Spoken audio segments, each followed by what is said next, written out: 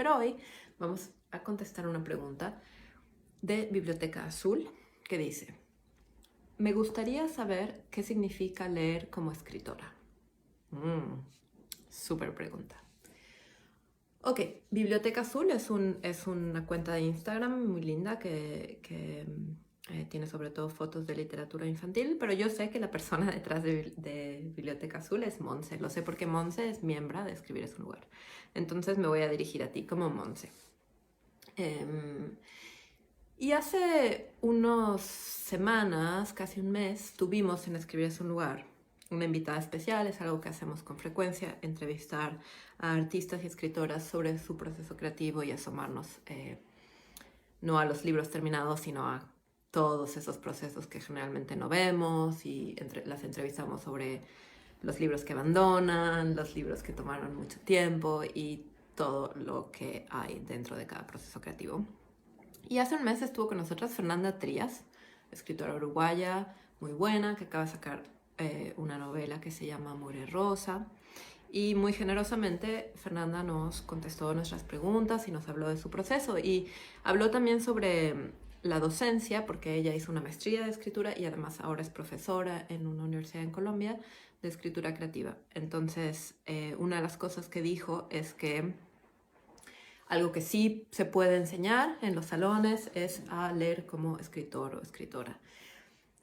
Y me di cuenta cuando recibí esta pregunta de Biblioteca Azul que probablemente en esa conversación tanto Fernanda como yo dimos un poco por sentado que se entendía de qué estábamos hablando con ese término. Y te agradezco, Monse, la pregunta. Ahora me doy cuenta que habría que detenerse en qué es eso, qué quiere decir leer como escritora.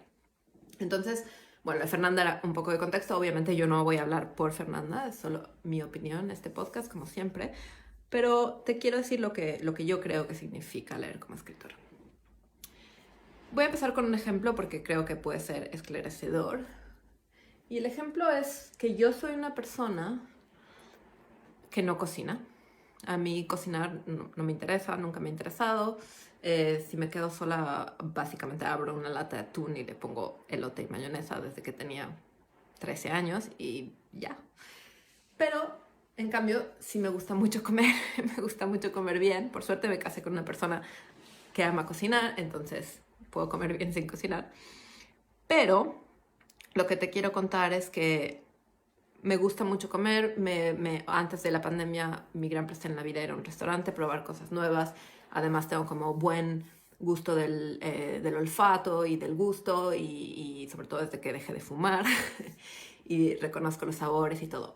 Pero nunca en ningún momento de una cena en un restaurante a mí se me ocurre, pero ni por asomo, porque simplemente no se me ocurre, nunca me pregunto cómo hicieron este platillo. ¿Okay? En un restaurante yo estoy en un papel de consumidor, de espectador, estoy disfrutando muchísimo, tengo una relación de placer con la comida, de descubrimiento, pero no de creadora, no de alguien que quiere saber cómo lo hicieron porque a lo mejor quiero reproducirlo en mi cocina. Mi marido que cocina, sí, tiene esa relación y se pregunta cómo hicieron esto, pero yo no. Entonces, ahí hay una diferencia. Y en esa diferencia creo está el clic que hay que hacer para empezar a leer como escritora. Es decir, empezar a, de vez en cuando, preguntarse cómo hicieron este libro, cómo hicieron este párrafo, cómo está construida esta frase, cuáles son los ingredientes, qué tipo de lenguaje está usando, qué tipo de palabras, cuántas veces, cuál es la medida, etc. Cómo se hizo esto. Ese creo es el gran clic. Y no quiere decir que uno deje de leer por placer. Por supuesto, yo toda mi vida he leído por placer y sigo leyendo sobre todo por placer, pero cuando algo me interesa mucho, digo, a ver, ¿cómo hicieron esto? ¿Está frito o está horneado? ¿Ok?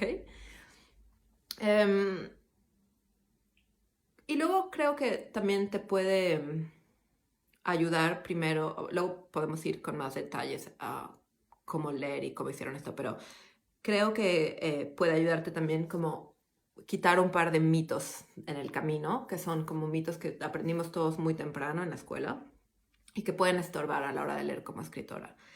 El primero, yo diría, es la idea de leer para generarse una opinión. Eso puede tener valor si tienes que escribir, si estás en un club de lectura y tienes que decir qué pensaste, o si estás como tratando de ver qué tipo de libro te gusta más o te interesa más, o si eres alguien que se dedica, por supuesto, a la crítica literaria y es tu trabajo generarte una opinión. Pero no te ayuda a escribir mejor formarte una opinión. Eso es quedarte como yo en el restaurante. Me gustó, no me gustó, por qué sí, por qué no, por qué creo que funciona. Pero es muy distinto a cómo hicieron esto, ¿sí? Cuando te estás formando una opinión, te estás formando una opinión sobre el producto final. Y cuando te estás preguntando cómo hicieron esto, te estás enfrentando al proceso. Y es muy distinto. Otro ejemplo, por ejemplo, es que tú puedes ser alguien que estudió historia del arte y puedes ser experto sobre cierta época de la pintura y puedes haber ido a todos los museos y tener una opinión súper bien informada, bien educada y muy personal o lo que sea, muy original, lo que sea, tu opinión sobre este tipo de arte. Pero eso no quiere decir que cuando te sientas frente a un canvas, frente a una hoja en blanco, puedes dibujar o puedes pintar. No tiene nada que ver. Entonces, esa como intelectualización de la literatura hay que como dejarla un poco de lado para ponerse a leer como escritora, porque tú puedes tener tu opinión, pero esa opinión no te ayuda a ver cómo hicieron esto. Hay que ir un poquito más como a las entrañas del proceso. ¿Cómo hicieron esto? O sea, antes de ser un pato laqueado, era un pato crudo, y cómo llegó aquí, y qué le pusieron, y cuánto tiempo, y cómo fue la cocción, y, o sea, ese proceso, cómo lo hicieron y de qué está hecho. Entonces, no es leer para formarte una opinión. Y luego lo otro que creo también importante, que es parecido, pero no es lo mismo, es no es leer para interpretar. Y esto es lo que hacíamos en la escuelita, y es lo que, bueno, en la escuela, no quiero ser despectiva con la escuela, es lo que hacíamos en la escuela, y es lo que se sigue haciendo en la academia, la gente que estudia literatura, supongo. Yo no estudié literatura, pero yo, o sea, en la academia tú estás ahí para leer un texto, interpretar. Pero esa pregunta de qué quería decir el lector, esa pregunta que nos hacen en la secundaria, ¿qué quería decir el autor? ¿Qué quería decir la autora? Esa pregunta no te ayuda nada a leer como escritora, porque lo que quería decir el autor es una suposición. Tú aquí te estás enfrentando a qué sí dijo, qué sí hay en la página, ¿no? Entonces no es leer para interpretar, y ni siquiera a un nivel como de taller, como de esto está funcionando, esto no, para ayudar al compañero. No, es qué realmente hay en la página de este libro y cómo yo puedo aprender de eso sobre el proceso y cómo puedo reproducirlo. Y ahí vamos a lo que yo diría que es lo más importante, que es esto de leer como escritora, hay que usarlo.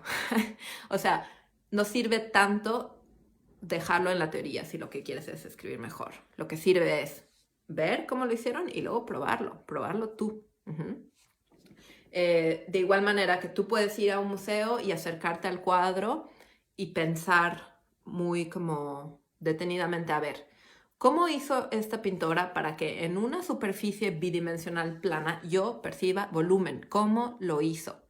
¿Dónde están las sombras? ¿Dónde están las luces? ¿Dónde están las líneas de fuga? Y luego puedes educarte y puedes estudiar las líneas de la perspectiva y todo. Perdón, las reglas de la perspectiva, las leyes de la perspectiva. Pero si luego no vas al cuaderno e intentas una y mil veces dibujar ese volumen, entonces no mejoras como pintor o como dibujante. Es decir, la teoría se queda corta frente a la práctica en las artes, ¿sí?